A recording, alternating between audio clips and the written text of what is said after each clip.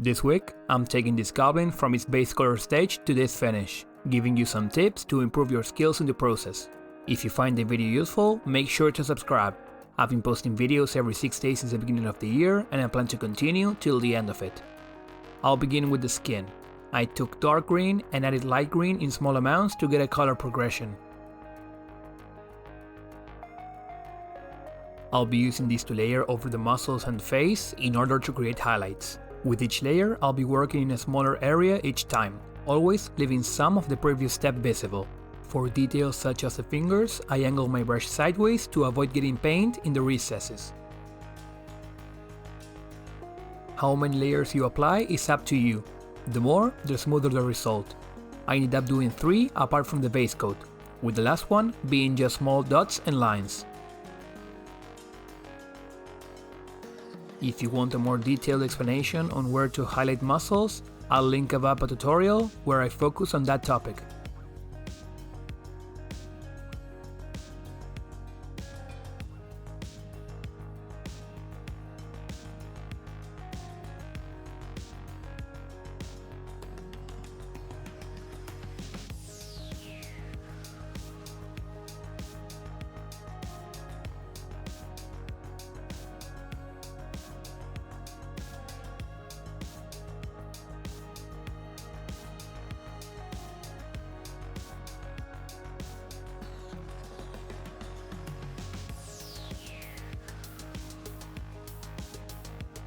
To highlight the beard of the dwarf, I remove the excess paint from my brush and use the side of it to catch only the raised details, just the same way I did when painting the fingers.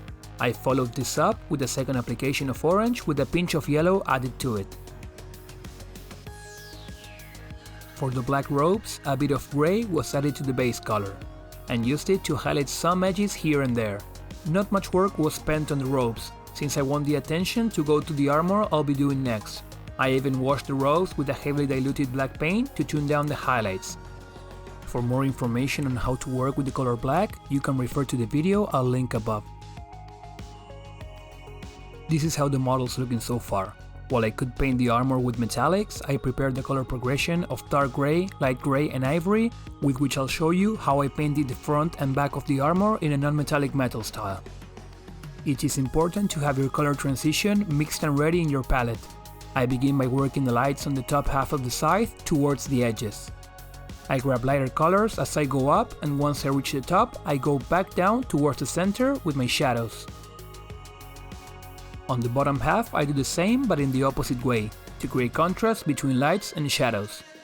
The raw footage of the weapon alone took me 5.5 minutes. While I could use glazes to smooth out the transitions, I'd rather show you a more rough process, which not only is faster, but would work as a key first step to begin practicing this technique. Here, as I reach my lights in the center, I work my way back to the shadows.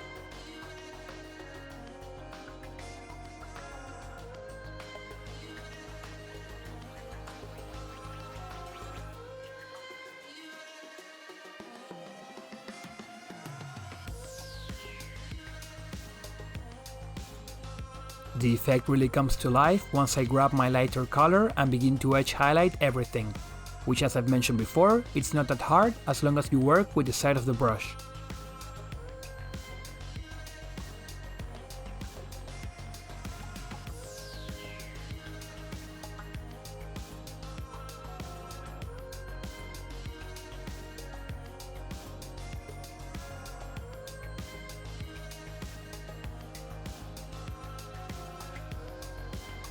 I use a pure ivory color on some edges to also create some highlights within the highlights.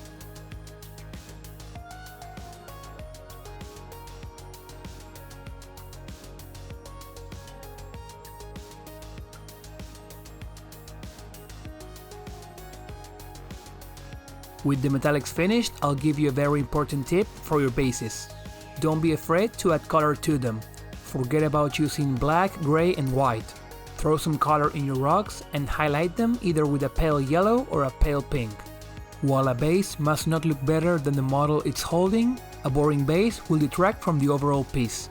just by adding some purple on the recesses of the rocks, and by using a pinkish white to highlight them apart from brown, I end up with more color variety and a richer piece overall.